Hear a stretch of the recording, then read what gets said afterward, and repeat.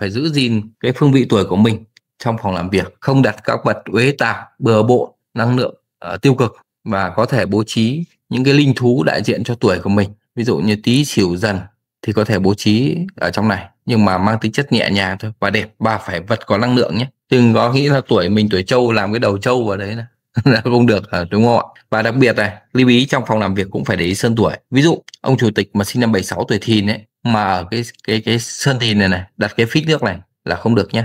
Thì lúc đó ấy, phích nước phải đặt ở bên này, và sơn Tỵ này. Đấy, lên là bầu 976 ấy, là tuổi Bính Thìn mà, thì phải lưu ý đổi cái bình hoa cho chậu nước. Đấy, thì có những cái vấn đề đó thì trong quá trình mà bày trí phòng làm việc, anh em phải lập cực ra, chọn chỗ ngồi tốt này, chọn tất cả mọi yếu tố nó phải tốt. Tiếp theo là cách tính cái phòng bàn làm việc của lãnh đạo, hay là kích hoạt cung văn xương cho lãnh đạo thì lên kích hoạt cung văn tinh số 9 là chủ yếu. Thì cái này các anh em nên nhờ các thầy hỗ trợ